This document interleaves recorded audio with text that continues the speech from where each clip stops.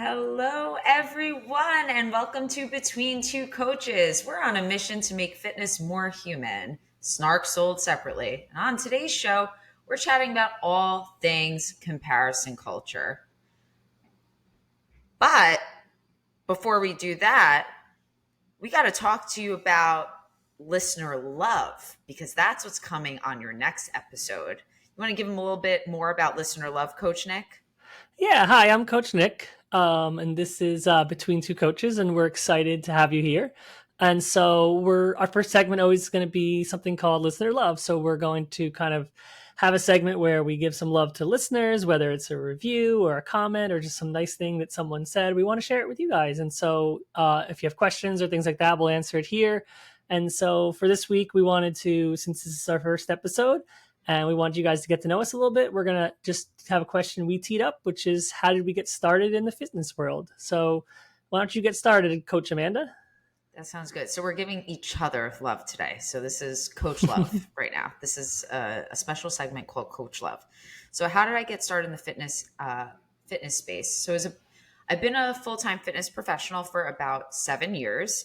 Prior to that, I worked in government and nonprofit management. I was the director of communications for a nonprofit organization, and I pivoted to fitness because I really found love for it in a group fitness setting. Shortly after, I figured that I would try out cycling as an opportunity for me. So I auditioned at several studios. I went through all my certifications prior to the auditions. Of course, we like a credentialed professional. We do. And, and bringing you to present day, I'm not only a full-time certified run coach, personal trainer, but also a group fitness instructor at Equinox here in New York City. We love that. We love Yeah. New York City. Yes, we do. We do. What about you, Coach Nick? How'd you get started in the fitness world? Yeah. So I started running in high school and then college and then took about 8 years off. And we moved from from New Jersey to Maryland because I also have a government job, which I still have, doing software engineering and project management. And I came down here and started running again, just as a way to get back to the only kind of fitness routine I sort of had. And from 2010 till now, it's been there 14 years of just enjoying running, making friends. Community is so important to me with running. I've met wonderful people like you through running, and You just talking to me, guys? yes. And so just I eventually in 2018 started becoming a coach, and worked for a company called Lift Run Perform, and so I've been coaching with them for about almost 5 years. So that's been a wonderful joy for my life and just loving being in the fitness space. I've been through a journey and we'll talk about it in the fitness world from being a D1 competitive athlete to, less that competitive and less that all in approach as an adult with kids and found more success. So yeah, that's sort of how I found my fitness world, but it's been fun. I love it. I love running. It makes me happy every day. Lifting anything, moving my body is a fun experience. I think it's so cool that both of us, although got into it for very different reasons. I was a late bloomer runner. I didn't start running until my late 20s, but we both love the community aspect of it, even though it's a solo sport, right? There's such a we're such a tight knit community, and I love that we found our little pocket on the internet and then IRL in real life. Yeah, it's like, and I started on team sports. So for me, it was like while I was in my head doing my own race, you did all your runs with teammates. And, when I started again, I met a running group and ran with them. So, running's been this community to me. I've met friends. I met my wife through becoming a runner, have friends who now are friends with my wife through running. And then they have kids and I have kids and our kids are friends. So like running's just given back so much to me more than just numbers on a clock.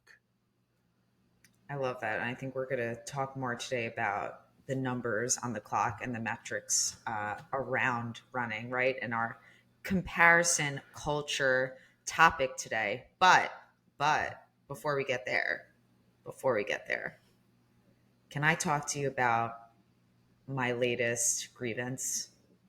You absolutely can. Okay, so guys, this is a segment called That's That Bullshit. Okay, where we talk about things that are fitness and not fitness related that are giving us a little ick. It's a little irritating. Okay. And so as of recent, I find myself a little irritated with the self checkout line at stores.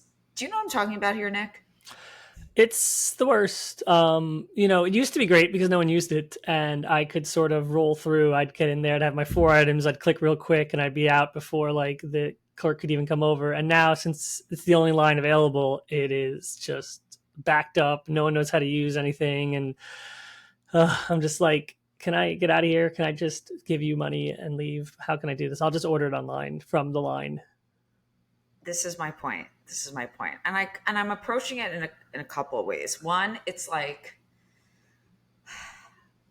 I feel like the self checkout was supposed to alleviate the lives of our fine, fierce cashiers and customer support staff. I feel like it was in part supposed to do that, but it was also supposed to make us feel like we had some sort of control over checking out and getting out of the store. But what I would like instead is why don't we pay our customer service, our cashiers a livable wage? Let's do that. Okay. Because otherwise I'm going to ask you that you pay me for my trauma of trying to check myself out every time I get to CVS, Dwayne Reed, Whole Foods, and I'm always behind somebody who is just learning how to use their hands that day. Always never used the self checkout before. I am always behind that gentleman, that ma'am. So, fortunately, it's a very small problem to have, but that's that bullshit for me today. Yeah, that's that bullshit. We love it. All Well, right. So, are we ready to talk about today's topic, which is the comparison culture and the comparison trap that exists in fitness everywhere in the world? It's just a phenomenon that just plagues us and makes us feel like we're never good enough. I think we are. I think we are. So, what do we think contributes to folks playing the comparison game and finding themselves quote unquote stuck in the comparison trap? Yeah, for me, I feel like a lot of people start in anything and they don't know, right? And so it's very easy sometimes in the beginning to not get stuck with anything. You're trying something new, you're learning your way, you're probably having some relative success because you don't expect it early on. And so you sort of just do whatever. And then you get to a point where all of a sudden, you're finding your way, you're finding your groove. And now it's, well, what's everyone else doing? What does everyone else look like? Why is everyone else running this way or exercising this way? And then we start comparing, right? And we start leaning on others to, oh, well, if they're doing it that way, am I doing it wrong? Even though it's been successful for me to date, most people, even when they're having success, still all of a sudden start doubting themselves because that's what we do when we compare. Yeah, I mean, I think what you're speaking to is like there are so many channels now that we have so much access to that feed into the comparison trap, right? So it's like we know as coaches that metrics aren't a requirement for being successful in fitness. A wearable is not needed. Strava is not needed. Um, posting your stats on Instagram is not needed.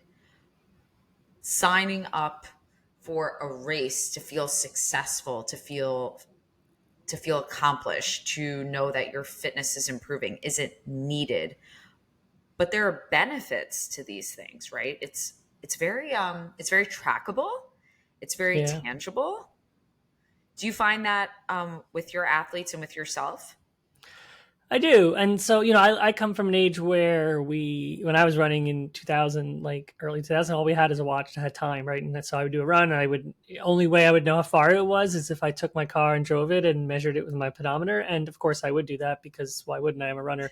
But I didn't really know otherwise what a run was, what a pace was, or anything. We just ran, right? And so, you knew in the track when you did workouts, but, and then we graduated to college. And then, again, paper logs was where all my logs were. I still have all my paper logs.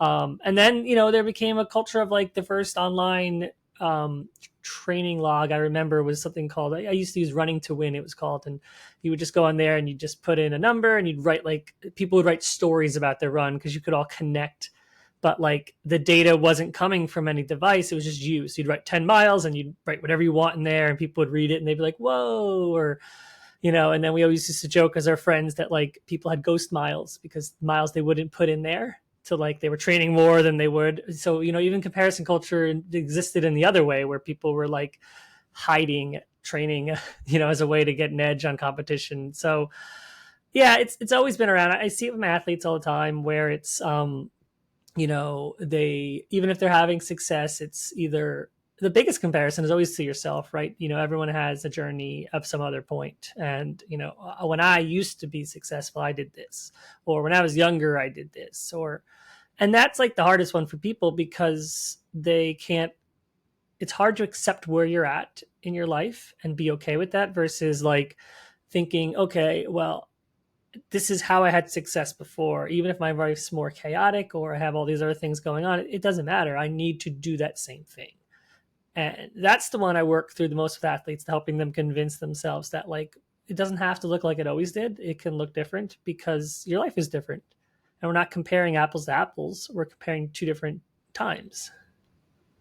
Yeah, I what you just hit upon reminded me of where that fine line is. And I find this also with my clients, runners, non-runners. It's where, if is this data helpful or is it harmful? Is it Yeah. impacting your mental health in a way that makes you feel less than? Then that's when we have to really figure out if that metric is something we should be focused on or even looking at, right? For me, a lot of my runners, and it's because of social media, honestly, Yeah. are obsessed with zone two and obsessed with a metric that often is captured through a wrist based monitor, which we know is pretty inaccurate, right? They're obsessed with hitting certain heart rate zones and that being defined as, oh, this is easy because I'm in this heart rate zone versus like, hey, were you were you able to potentially hold a conversation during this time? Maybe we should go out without your watch next time. And that's like a very scary thing for folks. Yeah. And I think that's what's so wonderful about running and fitness is that it is so quantifiable. And so, but it's also what is potentially harmful to the individual. Yep. But it's like you can have fun and you can train, right? And so like that's the thing that I think people struggle with. It's like, well, I have to be defined by something and fun isn't means I'm not trying, right? And so how do I describe this moment? How do I describe this effort? Well, it has to be hard, it has to hurt. Or I can use these metrics that, and zone two is something that sort of bothers me too, because, forget that every GPS watch has their own way of creating zones. Forget that heart rate data isn't necessarily the standard thing you see all the time about 210 minus your age, right? That if you get a heart rate test done, yeah, sure, that data is accurate. Good, go with that, right? If you don't and you're just using your watches, well, each watch does it differently. There's a zone 3 model, there's a zone 5 model, there's a zone 7 model. Which zone should you be in, right? So again, we're just adding a lot of unnecessary things on top of ourselves. And I think people find that instead of relying on how they feel and how they're doing, it's more about, okay, well, how do I um, make sure it's right, make sure it's done in the right way, and that's where the numbers and the comparisons come in. Absolutely. And I I think for myself, I don't know about you, but if you've ever found yourself in that position where you've what was like any sort of comparison games that you had with yourself. But for me personally, I remember the transitions that happened with my body physically once I started to lift heavier, and how I was comparing the body that I was lifting heavier in to the body that I was 5 to 10 years earlier, where I was heavily engaged in disordered eating and eating disorder behaviors. So for me, it was like an aesthetic, or that I was comparing myself to, like, oh, I should be able to lift this much and still be this small. And that's absolutely ridiculous, right? It's Yep. ridiculous 10 years later. But at the time, I don't know why we think we're not human. I But I was like, know. oh, you're not a robot. You can't you can't perform at this level with as little fuel as you were, or as little food as you were taking in 10 years ago. That is so strange. I, for one, am shocked. I know we do it all the time. We just want to be hard on ourselves, right? We always want to, if we're not doing enough, and enough will always change, right? It's the same thing when you achieve some result, you take 1 second to be happy for it. And then you're like, I have a new goal. And it's like, okay, well, how about be more happy with that moment? How about don't just find the next goal? Well, we have to be goal oriented, right? Everything's goal oriented. Next goal, next goal. We can't be satisfied. I feel like we always do that. That's what all this stuff is, right? Sometimes all this extra numbers is just sort of pushing us in that way to always feel like we're not enough, right? And we are enough, right? We're doing it, right? Every day you show up and do your best, you're doing it, right? And that's the message I try and remind my athletes, anyone on Instagram. Like, that's the biggest change I took in my fitness journey, was just sort of accepting that doing my best is all I can do, even if the numbers don't reflect that. I love that. Something you said earlier about, I think the other part of the comparison is, it's just a I it's the all or nothing mentality in a different costume, right? We look at our past selves, or we look at someone else in their comeback season, and we make it about us. If they did it, why can't I? It's big in the fitness world. It's big in the running world. That person came back to the scene shortly after their injury. Why can't I? That person, quote unquote, bounced back. I hate that phrase, after giving birth. Why can't I? And it's so unfair to ourselves. Yeah, I mean, I don't everyone's journey is different, right? And so, I feel like that's the thing. Someone else might, time barriers, right? There always exists. Let's say whether it's some weight, or whether it's a time on a clock in a race, like we always just, we like, I want to beat this 4 hours, 3.5, 3 hours, BQ, lift this weight, and someone else might do it quicker or get there in a different way than us, or faster. And all of a sudden we're like, well, why couldn't we do it? They took one attempt to do it, and it's taken me seven. What am I doing wrong? And then what we don't realize is that that person who did it in one attempt maybe is stuck at a new time barrier, like 2 minutes faster for the next 12 years. And when you finally break it, you blow right past it and you go through it, because this was a barrier for your life for many reasons, mental and physical. And comparing to someone else doesn't have any reflection on your journey, right? But we just want to see that someone else did it and we didn't. And now we're upset. And now we're questioning everything about ourselves. I find that it often is masking, as we're alluding to, a deeper insecurity. When you're insecure about something, maybe it's related to fitness, maybe it's not. Maybe it tends to be a bigger issue than running. It's just coming up in running or coming up in exercise. You feel the need to prove your worth to the people around you, which ultimately just keeps you losing. Yep. Yeah. I mean, proving ourselves is something we constantly do, whether it's in training, in a race, in daily life, right? We're always trying to prove that we're doing the right thing, prove that what we're doing is working. It's not what training, and in the end, that's not what training is about, right? Training is about getting more fit. It's not about proving anything.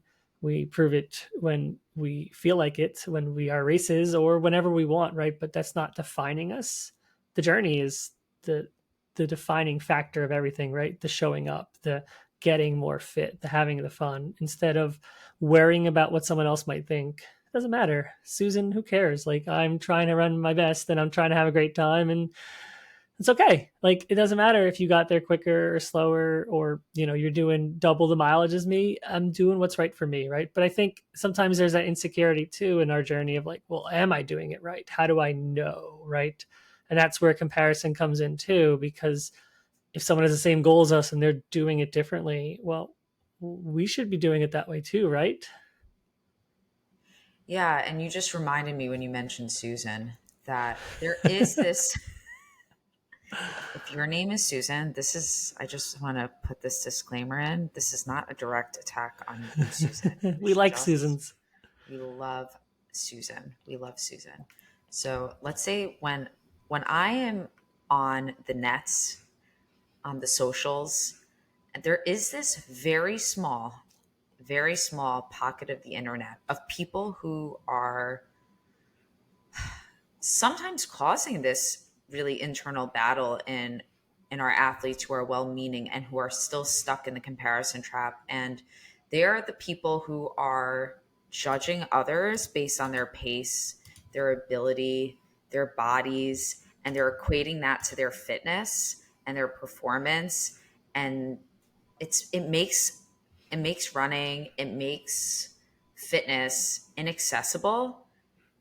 And I don't understand what kind of high you get off of judging somebody else's pace, somebody else's finishing times, somebody else's body type when they're out here just like you, doing their best. And it's what makes fitness should be accessible to everyone. Yep. So why are you trying to make it, who wins when you're making it more elitist? Yeah, it's gatekeeping, right? I mean, people always want to keep others out. People see people having fun and they're not, so let's put them down, right? People see someone having success and they're not, so let's put them down, right? It's how people feel when it comes to everything. If someone isn't X speed, how could they be a coach? How could you teach anyone how to run if you're run 10-minute miles, 11, like that's the stuff that it's that culture, right? Of people just always feeling like, well, I can do this, so therefore I'm superior to you, right? And you know um and I don't know why, right? But I mean, I know why. It's insecurities from those people pushing it on others. But that aside, like, all it does is stop people from wanting to be a part of the sport, to feeling like they don't belong. It feels like a lot of people then clarify themselves as, I am an average runner or slower runner. No one's a slow runner. Like, slow or fast, it doesn't matter. Like, genetics play a huge part to running performance. Like, no, I'll never run, 2 hours in the marathon, but I don't have the genetics. I don't care how hard I train, right? So am I not capable of being a runner because my genetics limit me? No. Like, but so we just stop people from feeling like they're part of any fitness when we consider them not good enough because they're starting somewhere. And it's always where they're starting, right? Like, it's so hard to start any sport, any athletic endeavor, any fitness world, because it's so intimidating. You walk in, and even when I go to bench, I may not bench a lot. Sometimes it's maybe just the bar. I'm working my way up, but someone else has like 35 plates on all the sides, and I'm like, okay. Oh, but I'm starting where I'm starting, right? And that's okay. So it feels intimidating, but like, I've gotten over that, to be like, okay, well, this is what I need for me, and it's okay. Um, you know, but I don't always feel like it feels welcoming a lot of times when I'm trying my best. And I wish more people in running and other areas were more welcoming to newer people in the journey, and not putting them down because they're not where, some arbitrary number or time or pace or thing. Yes. Yeah, and it definitely bleeds. It's for the newer fitness enthusiasts and for the novice runners, whatever sport you're entering. But sometimes it can even get folks down who have considered themselves runners for a long time. Every time I read a comment from somebody who judges somebody's uh, they're commenting on somebody's reel who's taking walk breaks during their run, saying real runners don't walk. That's ridiculous. I'm like, Blake, you need to sign off of Instagram and visit BetterHelp.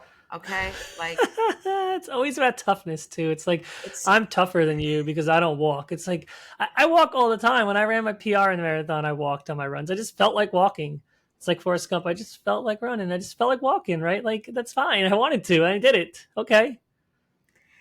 and it gives the same aroma as the folks who are going out for their long runs or going out for their races and they're trying to operate on as little fuel as possible, Yep. and that being a flex for them. I drank zero water.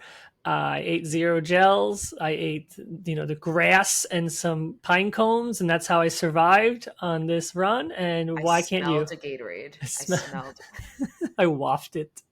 Um, yeah, it's always and it's intimidating too because sometimes you'll be on a run with someone and they'll give you a judging comment. Oh, you're taking another gel? Yeah, I'm hungry. Why wouldn't I eat this thing? Fuel is energy. Fuel is makes me faster. Fuel is a performance boost. Why would I not fuel my body? It just doesn't make any sense. Like, oh, I'm taking too many gels. I'm getting too much free energy. My bad. Whoops! I'm sorry. I didn't want to suck today.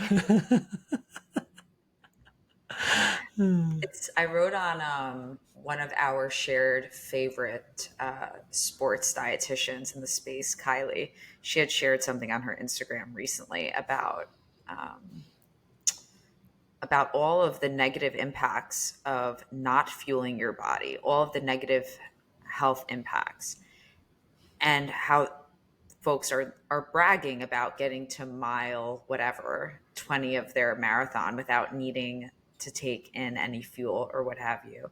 And it's for me it's like bragging about, okay, I went 12 hours today and I didn't pee once. What? Okay, are you okay? It's always something they want to be better than us at. It's like, Right. oh well, it's just I I don't know. It's that weirdness of life, right? Where it's like, oh, Mhm. I'm better than you because I starve my body, or I walk everywhere instead of drive, or I whatever it is, right? Like it's okay. Everyone can do their own. Everyone can live their own life, right? No one's better than anyone because they do some extreme thing that doesn't matter in the grand scheme of it, but that you're taking as some like credo about your toughness or your masculinity or just who you are, right? And I don't know, like I always just shrug those comments off of like, okay, like that's good for you. Right. I'm not gonna do that. I want people to also remember that they have, just like we have access to viewing other folks' fitness data if they share it, you also have the ability to unfollow Yep. or mute accounts that do not serve your mental health, whether that's a family member, uh, a friend. I'm sorry, Aunt Linda, you are on the chopping block. Okay, don't You've come in been here chopped. with that diet culture nonsense, that comparison trap nonsense. You're on the chopping block. We don't want to hear about your fasted running. We're living our best fueled life Yep. here. So, in any event, I also think that's important to say that you have permission to unfollow, mute, curate your content, curate your in real life circle that best supports your mental health because you know it's going to support your physical health. No doubt about it. Yeah. That's social media. Like social media is just a place for you to sort of connect with people, like-minded people, with people who like can offer you some support or some positivity in a way. But it's not about like being in this hellscape where it's like everything on here triggers you and makes you sad, and you're like following all those people, but you can't unfollow them because like you might have followed them 5 years ago and they might find out. Like in the end of the day, it doesn't matter, right? Like this is just a space for you, right? This is a place for you to feel better about yourself, not like hate it and then get on and just compare to every single person you see, doubt yourself, lose all confidence in your ability, and then go run your race and run terribly, because the mental side of running is the most important part of it all, and that will crush yourself when your self-esteem believes you're not good enough.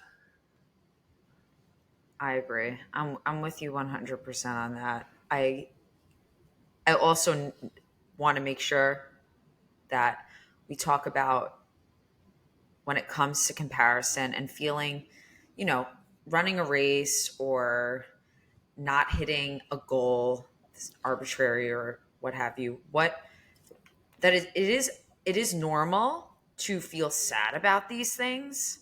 It doesn't take away from that experience that just because we're not saying if you compare yourself to your past self and to somebody else, you are wrong.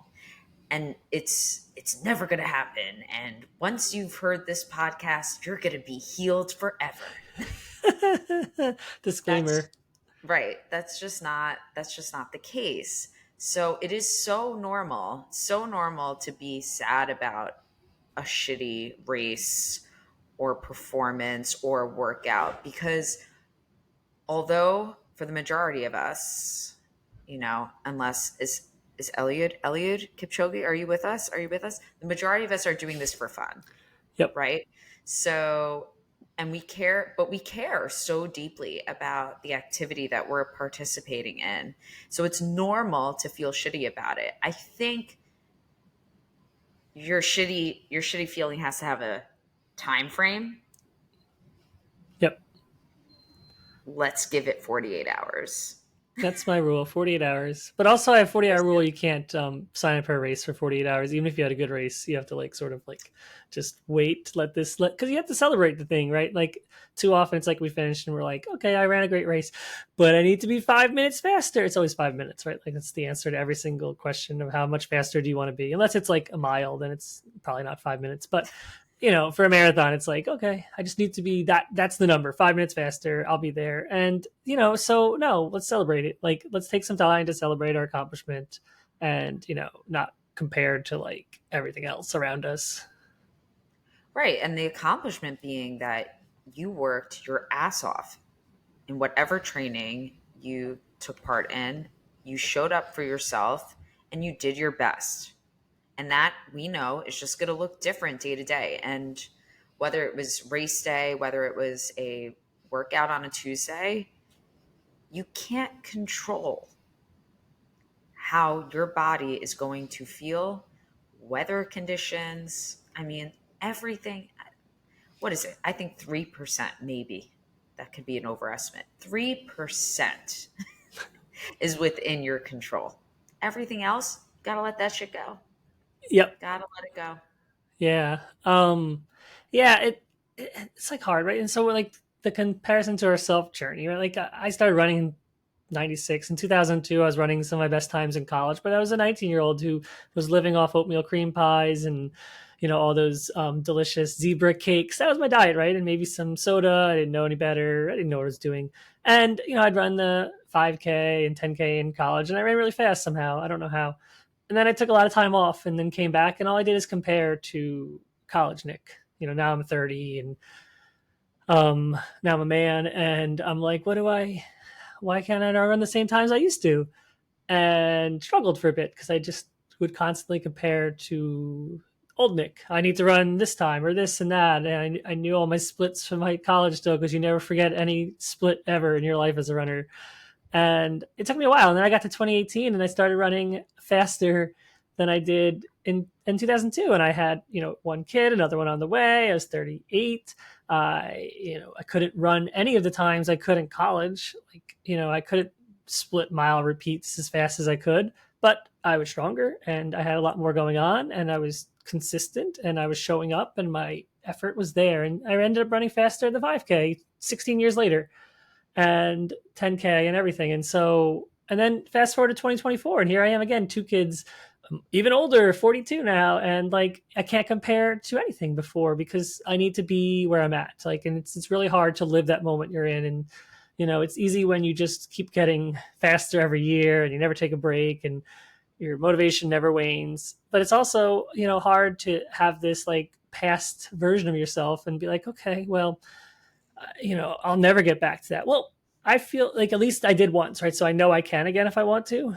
And I know I can do the work and I know it needs to look different, even again at this time at 2024. And so, I think the comparison game is a lot of trust in yourself, in your journey, in doing what's right for you, and knowing you're doing what's right and listening to your body.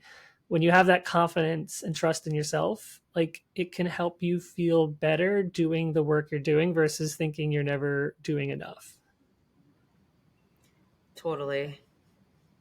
I think that where we struggle the is everything we're talking about today, right? Comparing, it's our own issues. It's an us problem that we have to work through. Yep. But I do think, and this is not a plug for hire a coach, but it is incredibly, incredibly helpful if you have the resources to have a coach on your side to kind of, I mean, not kind of, 100% support you in building that confidence, right? I do not care how fast you are. I do not care how much you identify with being slow. I do not care if you sign up for one race this year or, well, I do care if you sign up for 30 races this year. But I think that having somebody it's really helpful to have somebody in your corner who is experienced, who works with more than one type of person, in different stages of their lives, right? Real people, um, to remind you of who you are and what you should be valuing and how far and can actually show you, do you see how far you've come in all of these areas? Why are we focusing on this small area? Yep. Like, sitting in that shit, fine, but let's get back up and let's lean into everything that we can at this point in time. So having a solid coach, or just an unbiased person in your corner is very helpful. Yeah. You're going to, in 2016, I ran 48 races. Sometimes three in a weekend, sometimes going from one race to the other because we were having our first child in 2017 or late 2016. I was like, my running career is over. I don't know. I was so dramatic. I am very dramatic, but I was like, I got to run every race. This is my last chance. Every weekend, I was just like, all right, let's find a race. Let's drive to this race. It was quite the year experience. But yeah, to your point of having a coach in your corner, no, and helping you see that perspective, right? Like we're always stuck being our own harshest critic, right? And we're always gonna think we're not good enough. So like having someone be like, oh well, because what we'll do is we'll just compare one random workout that looks similar maybe to another workout from 2 years ago, 3 years ago, and be like, oh my God, we were 1 second slower. We're the worst. We've lost all our fitness. And then, coaching be like, well, what about all these other 23 workouts that you're doing faster and you're well above everything you've ever run? Oh no, but this one right here, this is the one. This is all that matters. And so like we're just always gonna find that thing and just be on top of it and make it like doubt ourselves. And you always see it with runners when they get to the taper, right? It's like, okay, well, I'm in the taper now, so everything should feel amazing, and the first run doesn't, and they're like, everything's wrong, I'm doomed. And it's like, okay, or like we just need a little extra time to recover. All we need to do is be ready on race day. But we spiral real quick when we get expectations for how something should feel, right? Or expectations on what what numbers should be. Expectation management, right? It's a part of everything in life, from running to fitness to maybe your job and with your boss. You have to manage expectations, and in running, you're managing it with yourself, right? This is going to hurt because it's hard. And that's okay. And then when you have the expectations of how something should feel, it's easier when you think this will be easy because I'm now fitter than ever, and then it's hard. Okay, well now the whole thing's going to go to shit real fast. Yes. And off of that, I think the other expectations that we set for ourselves are based on what we're seeing other people doing, like we were talking about earlier. So, one big, for me, what I see often with my clients is we actually have to re examine what they care about.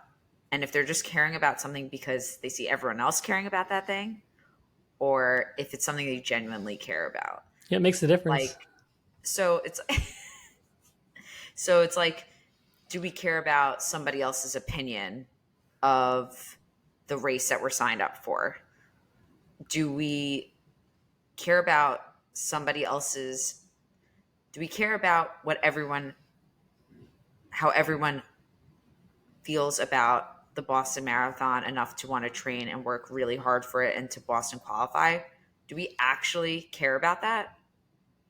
And I think that if we took even more than 48 hours between our highs and our lows, um, to assess, like, well, I actually, like, my primary goal is to have fun. My primary goal is to get to the finish line strong. My primary goal is to feel confident in my body. It's not necessarily that I want to lose weight and be smaller. It's that I want to feel strong. I want to feel capable. I want to feel like I can carry groceries across 3 avenues, right?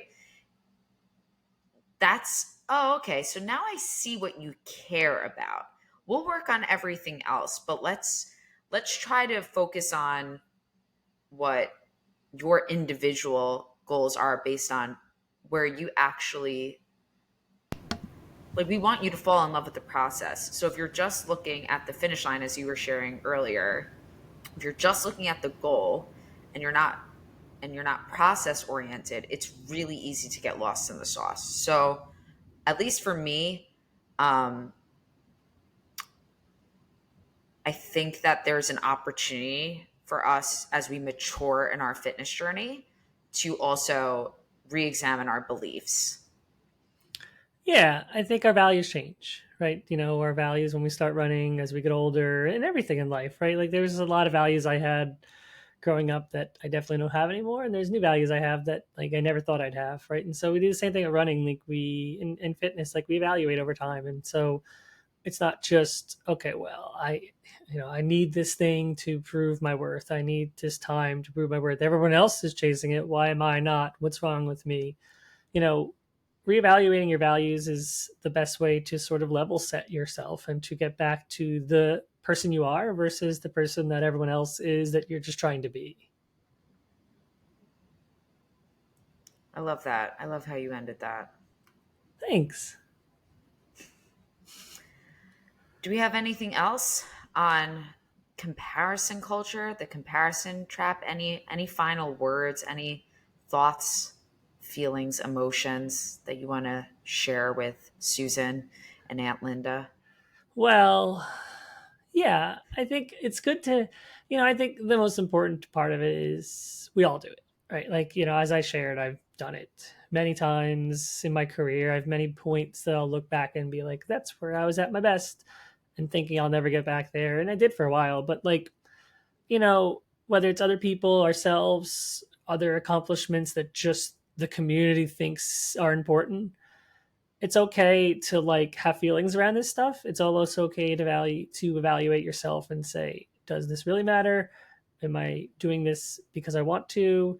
And also to remind yourself that like your fitness journey will look different as you grow up because like we said, your values change. Maybe something else is more important or equally important in your life. So running takes a side, to it, or fitness is now has a little less time. So you're just smarter with your time or you do more in that time, right? And so don't feel like you never will compare to others or to other versions of yourself. You will, but how do you react in those moments and how do you come out of it still feeling confident? That's the journey. I love that. It is absolutely not linear. It is 100, just like everything else in life. And we were talking about earlier, having a disordered relationship. I was sharing earlier, a disordered relationship with food and body image and weight. In no way, shape, or form is that something that has a finish line, right? It's every day you are actively working to challenge thoughts, beliefs about yourself that may be harmful to you. And I think that's where we grow. We grow the most there. And to say that you will never compare yourself to your past self ever again or to somebody else, it's just not going to happen. It's not going to happen. But now, hopefully, you're a little more equipped to respond to yourself with love and light and carbs. All the carbs. Yes, I agree. That was well said, well spoken. It's a great way to end it. And that, I think we did it, right? We did We it. sure did. Yeah, and so some closing remarks. Thanks for joining us on our first episode. We love talking about this stuff. We're, friends who are working together on a journey together of podcasting. And so, you can find us each week on Apple Podcasts or Spotify or YouTube, even. We all have video if you want to see our shining faces. I even put on hand lotion for this. So that's a big deal for me. So, yeah. And we hope you enjoyed it and leave all feedback because I think we love feedback. We always want to try and provide the best podcast we can to you guys. So all comments are always welcome. Specifically, compliments. We're not taking complaints at this time. My ego can't handle it. Just kidding. I can handle it. Just be nice about it, okay? Yeah.